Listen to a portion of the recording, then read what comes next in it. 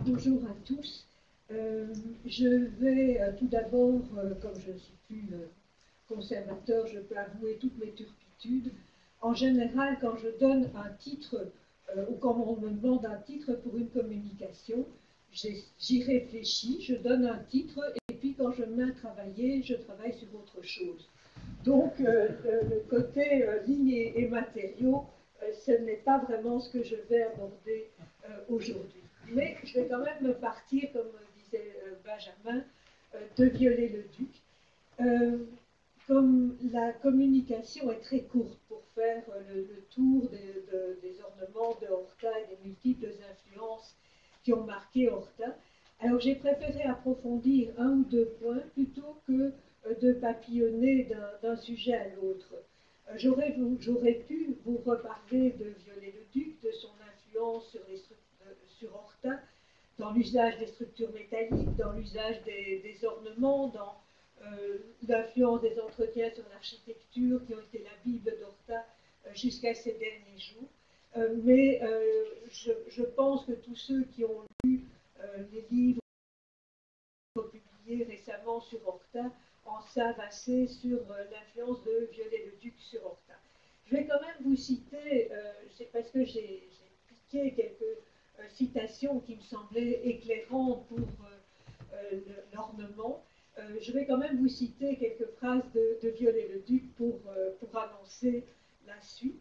Et pour tout d'abord, globalement, vous dire que l'ornement est une des grosses questions du milieu du XIXe siècle, dans une société de créateurs, d'artistes, de peintres, de chercheurs, chez tous ceux qui s'intéressent aux formes artistiques, de savoir quel serait l'ornement du XIXe siècle, de la seconde moitié du XIXe siècle. Est-ce qu'on allait continuer à s'inspirer des Grecs et des Romains, des Byzantins ou de la Renaissance? Est-ce qu'il ne fallait pas enfin créer un ornement qui soit celui du siècle nouveau et qui soit adapté aux techniques et aux matériaux de ce XIXe siècle? Et cette question va être âprement débattue par des savants, par des philosophes, par des artistes dans toute l'Europe. Mais Viollet-le-Duc, c'est un peu le père de toutes les batailles, puisqu'il est lu à travers l'Europe. Et si on prend dans son dictionnaire raisonné de l'architecture la rubrique flore, on s'aperçoit déjà qu'au milieu du 19e, Viollet-le-Duc incite à se tourner vers la nature pour choisir ses sources d'inspiration, pour choisir des sources d'inspiration fraîches et nouvelles, qui n'aient pas été polluées par l'historicisme. Alors il va notamment dire, je trouve très joliment, que l'ornementation de l'architecture gothique de la Belle Époque est comme une végétation naturelle de la structure. Je trouve que ça fonctionne tout à fait bien aussi pour Horta, dont l'ornement appuie la structure mais ne la dénature jamais.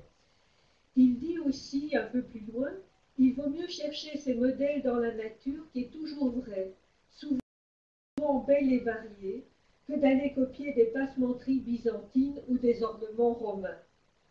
Et alors, il appuie, il tape sur le clou en disant un peu plus loin aussi, ne pensez-vous point qu'il n'y aurait plus de chance de trouver des formes neuves en allant cueillir dans les bois quelques-unes de ces herbes sur lesquelles vous marchez indifférents?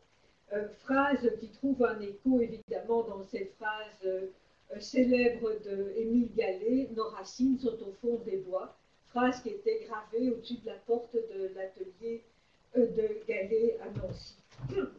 Donc déjà, Viollet-le-Duc assied d'une certaine façon cette recherche de l'ornement dans la nature au milieu du siècle. Mais à peu près au même moment, Owen Jones publie sa grammaire de l'ornement en 1856.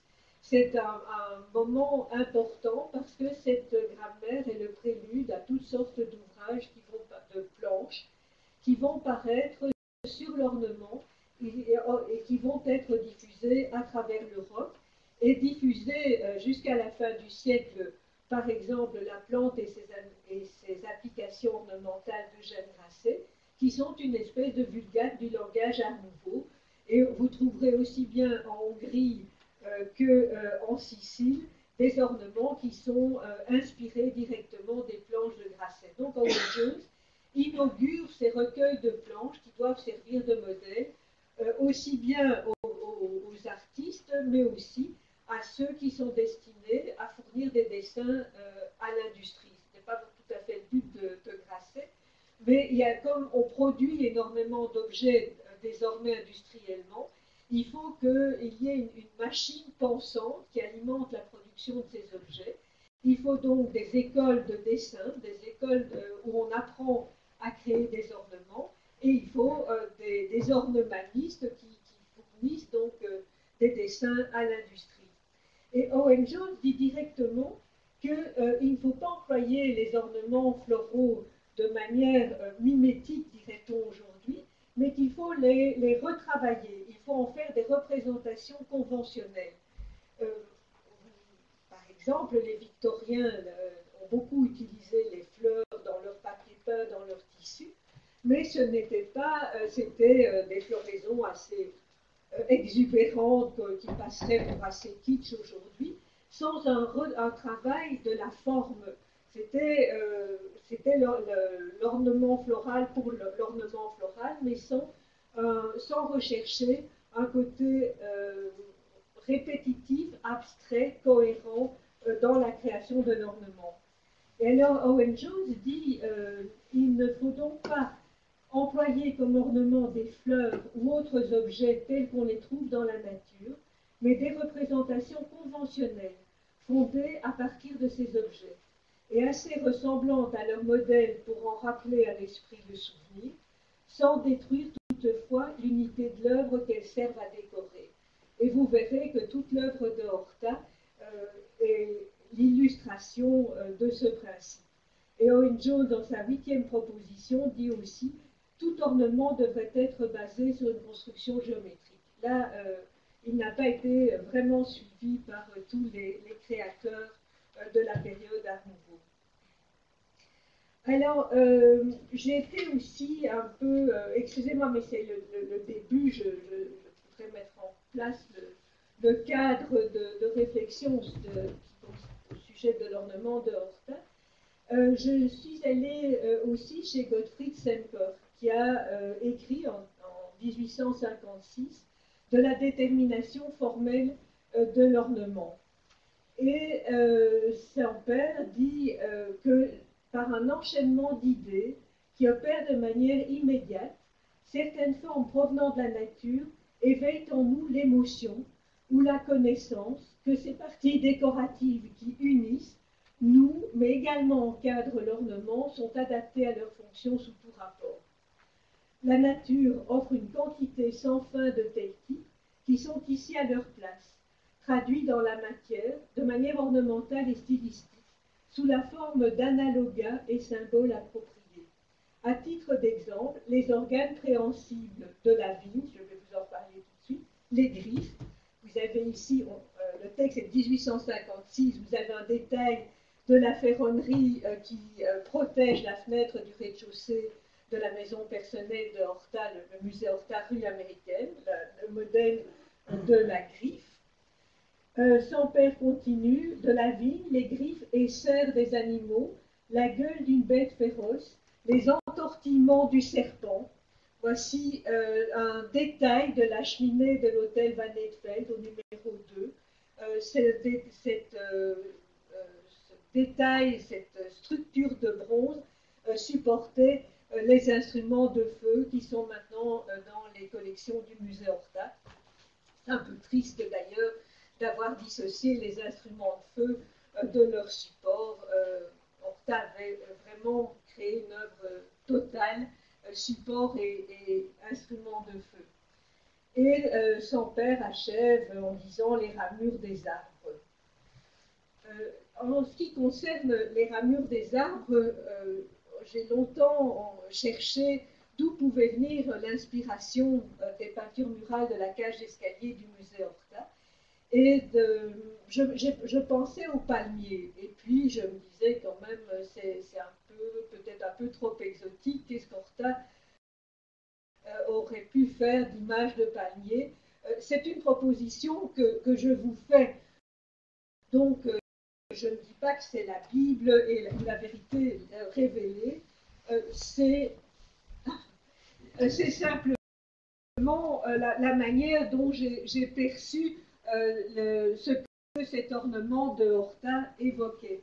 Mais malgré tout, quand Sampère, dans son texte sur le style, en 1860, parle de la force vitale qui anime les plantes, il dit que la nature, cette force vitale se donne à voir dans les belles courbes élastiques du palmier, dont la majestueuse couronne de feuilles se dresse vers le ciel énergiquement, tout en se soumettant au principe général de la gravité dans ses parties individuelles, les feuilles de la couronne aussi bien que dans sa totalité. Donc cette idée du palmier comme arbre de référence chez son père, je ne sais pas si Horta a lu ses écrits, qui d'ailleurs n'ont été traduits que très tardivement, mais ça m'a une comparaison qui m'a titillé, qui venait pour moi confirmer cette idée des feuilles de palmier, du palmier. Alors, dans tous les livres sur Horta, on parle évidemment de l'influence de Bala, que Horta qualifie de plus pur des classiques dans son testament, pour dire à quel point la personnalité de Bala, son enseignement ont été prégnants et ont orienté la carrière du jeune Horta qui a travaillé dans ses bureaux.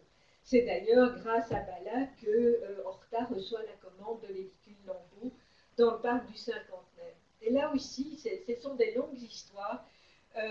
Je me suis toujours demandé d'où venait le motif de la porte d'entrée de l'hôtel Tassel. Parce que quand vous regardez la façade de l'hôtel Tassel, évidemment, le passant est surpris par l'usage, et encore plus à la fin du 19e, en 1893-95, par l'usage de la ferronnerie, du fer apparent dans la façade, par la structure inédite aussi de la façade avec ce beau window qui émerge tout en courbe du plan de la façade, mais où l'on voit aussi ces jeux de lignes courbes, ces arabesques dans les ferronneries. Et puis tout d'un coup, sur la porte, on a ce motif assez curieux où la fleur reste encore très présente. Et en lisant un bouquin sur les anges et la représentation des anges dans l'Antiquité, je suis tombée sur ce bas-relief de la bibliothèque d'Éphèse, qui est sur la façade, à des pieds droits, d'une niche de la façade de la bibliothèque d'Éphèse. Et je me suis dit, peut-être aussi que c'est ma projection personnelle, que c'était assez drôle, assez d'imaginer que Horta, qui a dû consulter des dizaines d'ouvrages de planches sur la civilisation antique, ça faisait partie de la formation du jeune architecte. Malheureusement, je n'ai pas eu le temps, et peut-être je vais poursuivre le sujet, d'aller voir à l'Académie des Beaux-Arts ce qu'il y avait comme recueil de planches sur l'architecture hellénistique et le bas-empire romain.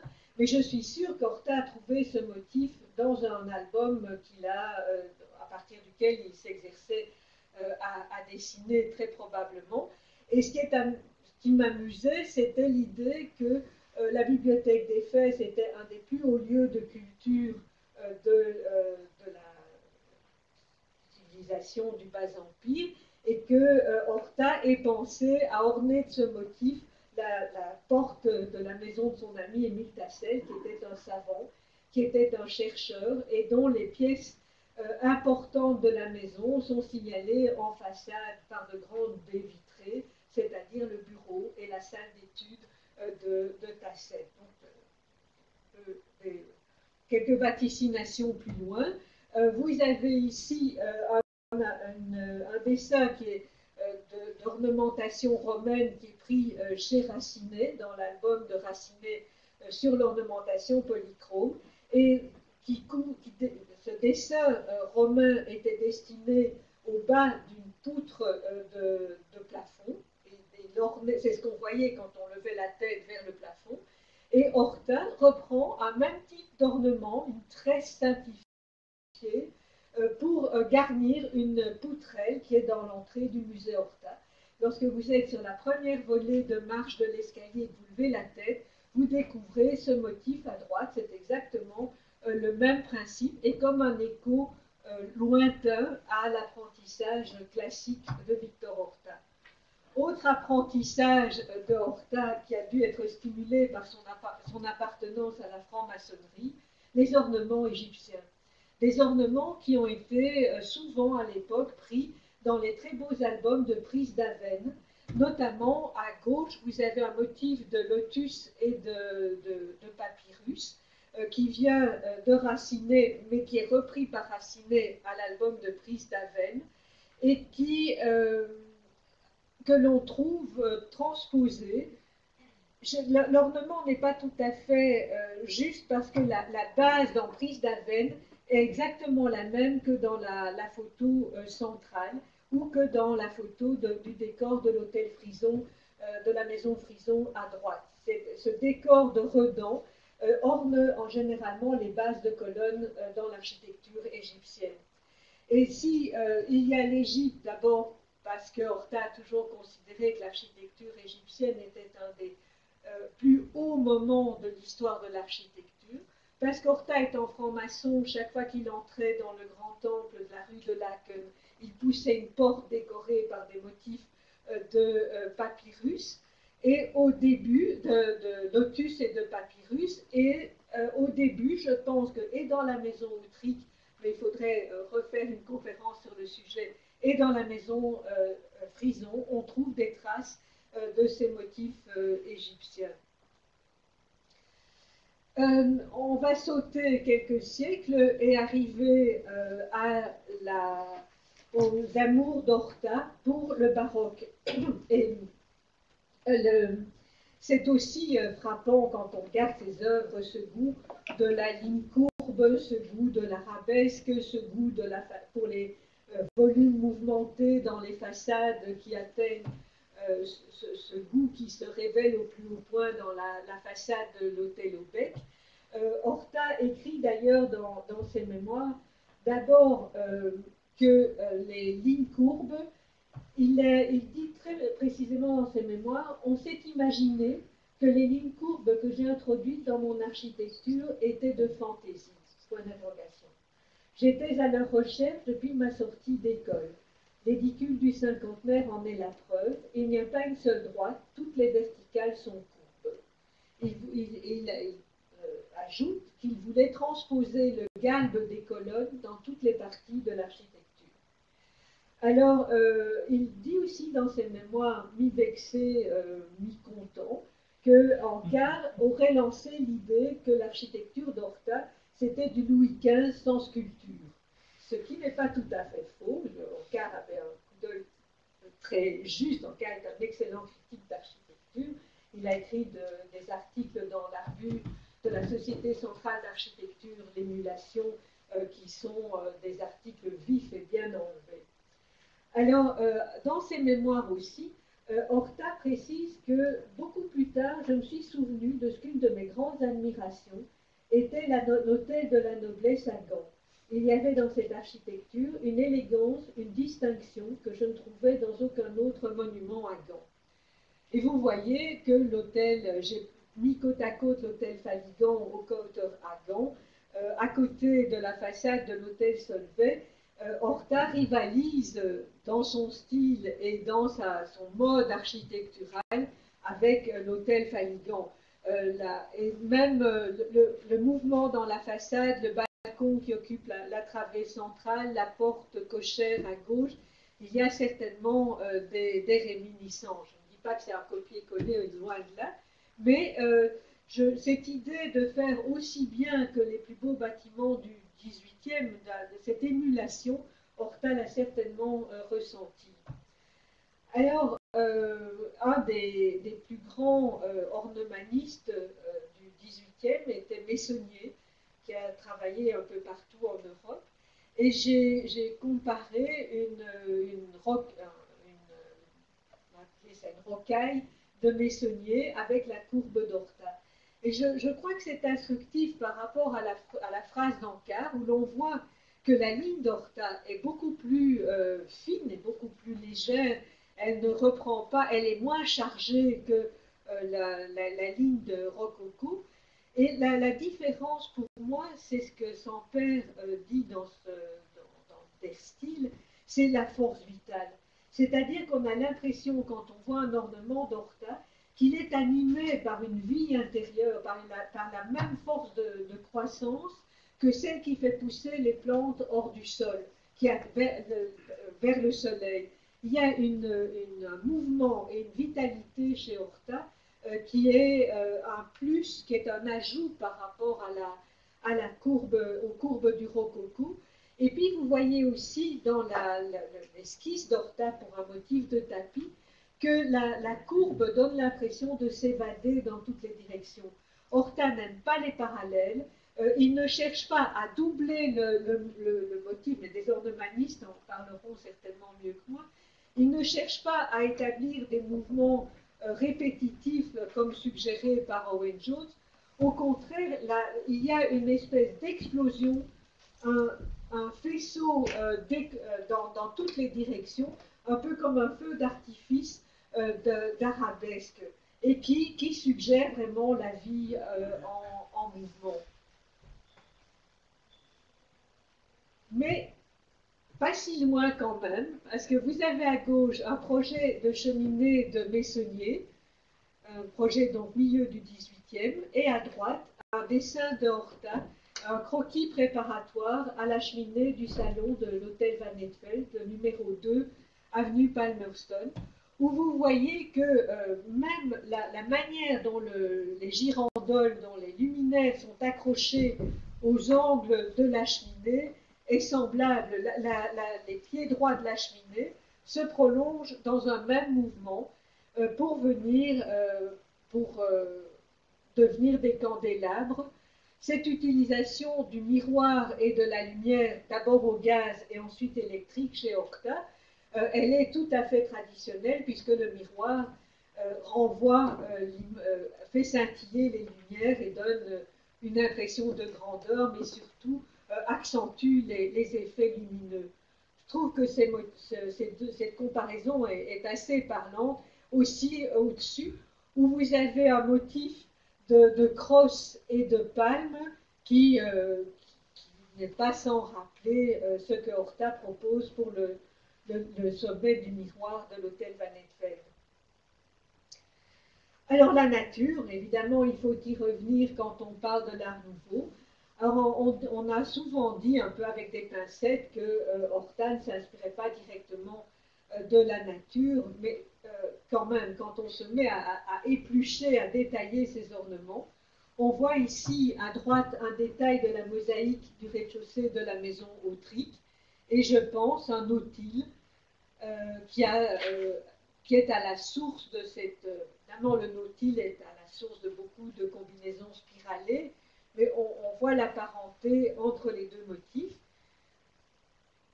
Ah, oui, on n'a pas changé l'ordre, excusez-moi. Je vais passer à l'image suivante. Où l'on voit ici dans des coquillages des dessins du 18e sur Vélin, où on voit la manière dont le coquillage est ponctué de tracés linéaires qu'on peut voir aussi dans la mosaïque de l'hôtel Tassel, ces tracés linéaires interrompus, tantôt de rectangles, tantôt uniques, tantôt de petits rectangles séparés par un trait clair. Et je reviens à cette image. Donc quand on dit qu'Horta ne s'inspire pas vraiment de la nature, vous avez à gauche un petit carnet qui était dans la collection Vitamer, ce sont les agendas d'Horta, où vous voyez qu'en 1894, sur ce minuscule agenda qui est grand comme ma main, Horta a tracé vite quelques images de fleurs, un moment d'ennui, ou parce qu'il voulait garder le souvenir de lys à gauche et de pavots en fruits à droite, avec une composition, un dessin en bas à droite, où il obéit à ce que dit Owen Jones ou Eugène Grasset plus tard en 1906 dans son tracé de composition ornementale. Il rabat le fruit du pavot pour en tirer une composition structurée, une composition symétrique. Et à droite, des fleurs de pavot à nouveau qu'il juxtapose à une silhouette de fauteuil. Alors, j'ai pendant aussi des années, je dirais des dizaines d'années, je me suis demandé d'où venait le motif de la peinture murale de l'hôtel Tassel. Et je pensais à un abricotier japonais, parce que Tassel était un grand collectionneur d'art japonais, et qu'il avait dû montrer ses collections à Horta, et aussi que le jeune Horta était abonné à la revue de Bing, le Japon artistique, qui paraît entre 1889 et 1901. Mais l'abricotier japonais donne des tiges raides, avec des fleurettes parsemées de ci et de là, et n'a pas la souplesse du motif d'Horta. Et puis c'est en lisant le texte de son père qui parlait d'une vigne avec ses brilles, et j'ai regardé les vignes, et puis je me suis dit qu'il n'y avait pas de raison que Horta montre une vigne dans l'hôtel Tassel, amateur du Japon, mais plutôt une glycine. Et malgré des recherches dans des livres de jardinage, je n'ai pas trouvé ce que je voulais vous montrer, parce que généralement, on montre dans les estampes ou les paravents japonais, ici un exemple du 18e, on montre la glycine en fleurs. Mais j'ai chez moi une glycine sur la façade de la maison, et c'est quand la glycine pousse au printemps, c'est exactement ce que vous voyez. Un tronc à droite, le tronc de la peinture de Horta assez rude, assez tourmenté, et puis ces vrilles de la glycine qui s'évadent dans toutes les directions et qui sont souvent très compliquées à attacher sur la façade. Donc je suis là aussi, j'ai comme proposition le fait que cette peinture de l'hôtel Tassel est inspirée par une glycine.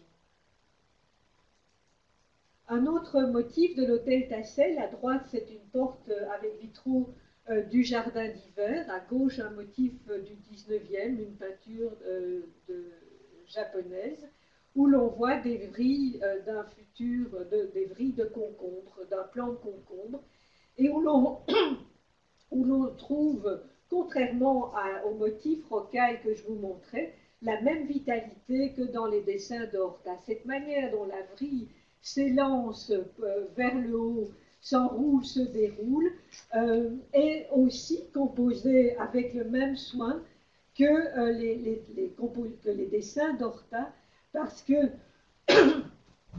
le dessin japonais, la peinture japonaise, elle n'est pas au naturel, ce n'est pas un croquis sur le vif. Les vrilles sont aussi soigneusement disposées pour occuper le champ de la composition. Ce n'est pas une photo, c'est une œuvre qui est recomposée à partir d'un motif naturel.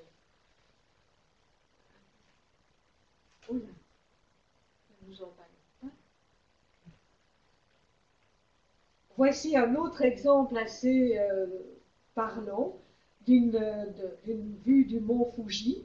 Tout le monde connaît les vues du mont Fuji d'Okusai. Et un petit croquis d'Horta qui était aussi dans la collection Vitamer, où l'on voit nettement comment Horta transpose une estampe japonaise et un motif de volcan dans une proposition de peinture murale. Et je suis sûre que si cette peinture avait été réalisée, bien des historiens d'art se seraient demandé, maintenant qu'on sait l'influence du Japon sur Horta, peut-être moins, mais où Horta avait puisé son inspiration. Et même le motif qui est à gauche, qui ressemble à un arbre avec une frondaison qui file asymétriquement, on pourrait aussi le voir comme des volutes qui s'échappent lorsque le mont Fuji est en éruption. Un dernier détail, et là juste pour le plaisir, parce que j'adore le motif d'Horta qui est à droite, où l'on voit 3 fleurs avec un papillon à la base d'une des fleurs, et une peinture japonaise aussi du 19e qui montre un même type d'union entre une fleur de pivoine et un papillon. Je ne sais pas si à droite ce sont des pivoines, mais on voit bien comment Horta, là aussi, a transposé un motif emprunté à la nature. Alors, un autre fait important qui pourrait être aussi exploré, c'est l'influence de Pierre-Victor Gallon sur l'œuvre de Horta. On n'en a pas beaucoup parlé, il y a juste sur Gallon un tout petit volume qui est édité par le Musée des Arts Décoratifs dans les années 90, reprenant quelques dessins. Et Gallon était un professeur d'ornement à l'École des Beaux-Arts de Paris. Et il a donné cours à des générations d'architectes, de peintres et de sculpteurs. Donc c'était le seul cours de l'École des Beaux-Arts qui était distribué, qui était donné à toutes les disciplines des Beaux-Arts. Vous savez aussi que Horta a fait un séjour d'1 an et demi à Paris.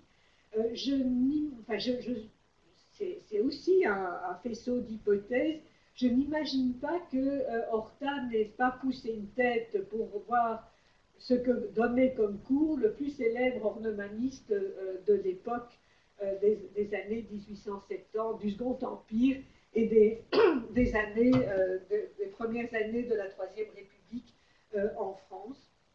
Et Galland, qui a fait beaucoup de décors très 19e, il a peint des angelots, il a peint des plafonds à l'Hôtel de Ville de Paris. Il était dans la tradition décorative sans rien de... C'était un extraordinaire, il avait une patte extraordinaire, mais c'était aussi un homme qui adorait les plantes et qui utilisait son jardin comme source pour les ornements qu'il appliquait dans ses décors. Et un texte de Havard en 1895, un petit livre sur Galland, rappelle que Galland avait fait creuser des fossés dans son jardin dans lequel il circulait pour être exactement à la hauteur des plantes. Donc il ne voulait pas se pencher, il ne voulait pas se mettre à plat ventre, il voulait vraiment avoir une vue frontale des plantes qu'il cultivait dans son jardin. Et ceux qui ont souvent regardé l'œuvre de Horta ont constaté qu'il y avait dans son œuvre énormément de motifs de torsion. Quand on voit le détail du balcon du 2e étage de l'hôtel Solvay en façade, on voit ce mouvement où les courbes se rassemblent et se terminent par une torsion. Voilà comment Galland a observé ce qui ne s'observait pas normalement dans la peinture des natures mortes. C'est la fin de la floraison d'une tulipe où les pétales presque sont fanés, ils vont pratiquement tomber et dans un dernier moment d'énergie ont une torsion qui est très belle quand on la voit dessinée par Galland. Autre détail des papiers de Galland qui sont conservés au Musée des Arts Décoratifs de Paris. Vous avez à droite la poignée de l'hôtel Tassel et à gauche donc des dessins qui vous montrent comment une plante une tige peut s'incurver et c'est vraiment frappant. Même l'extrémité de la courbe de la poignée qui vient se replier sur le motif est quasiment identique. Autre proposition de Galland, des études de structure de plantes, de tiges de plantes, où l'on voit que de la tige de plante, il lui-même propose des colonnettes. Et au centre, vous avez une colonnette avec un petit chapiteau qui est terriblement semblable à celle qu'Horta a dessinée pour sa lampe de bureau. La photo n'est pas très bonne, je suis désolée, mais voilà bien l'idée. Donc toute cette vie cachée des ornements de Horta et toutes ses premières créations sont effectivement aussi restées cachées jusqu'en 1897 parce que Horta créait des intérieurs privés. Il ne créait du mobilier qu'en fonction de ses intérieurs privés et n'exposait pas son mobilier. Or, je me dis que c'est peut-être parce qu'il n'avait pas été choisi pour l'exposition de Tervuren en 1897, où Ankar, Aubé, Serrurier et Van de Velde ont été choisis pour le pavillon du Congo, qu'il a décidé de participer à la libre esthétique. Vous imaginez le remue-ménage pour déménager ces meubles dans le salon de la libre esthétique.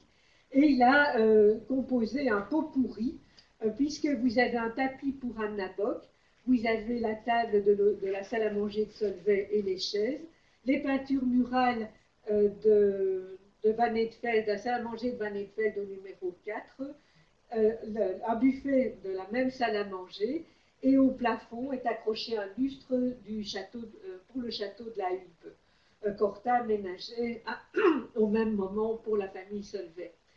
Et c'était une manière pour Horta, pour la première fois, de montrer à un public d'esthètes, un public averti, peut-être à quelques passants curieux qui venaient voir la libre esthétique, de montrer ce qu'il était capable de faire. Parce que ces intérieurs étant clos, qui pouvait connaître la virtuosité d'Horta dans le domaine de la décoration intérieure? Par après, il y a eu des articles, mais très, très peu, parce qu'Horta rechignait à collaborer avec des revues pour montrer ses créations. Mais je cloue ma présentation par cette exposition, cette participation d'Horta à la libre esthétique, parce que c'est vraiment le premier moment où son univers sort des intérieurs bourgeois, des grands bourgeois pour qui il a travaillé au début, grands et moyens bourgeois comme Tassel ou Autric, et grands comme Solvay. Et si je suis tellement, si j'ai choisi ce thème de l'ornement, c'est parce que je n'ai jamais oublié cette manière de présenter l'ornement. Deux choses, c'est d'abord à l'université, cette phrase d'Henri Van de Velde qui est inscrite dans mon cerveau, Van de Velde disant que l'ornement l'ornement est une manière de décorer la vie. Voilà, c'est une phrase que j'ai tellement dite que maintenant j'en oublie l'ornement et la décoration de la vie. Je ne sais plus. Donc j'arrête. Je terminerai plutôt par la phrase de Grasset. Eugène Grasset disait que la faculté d'ornement est que l'ornement plutôt la capacité de créer des ornements est une faculté poétique. Et ça, je crois profondément. C'est que, au-delà de tout apprentissage, l'ornement réussi, il vient non seulement d'une capacité de synthèse et capacité de synthèse, d'élaboration, de résumé de l'inspiration, mais surtout l'ornement vient du cœur et il vient de l'observation du monde extérieur et il passe par le filtre de la sensibilité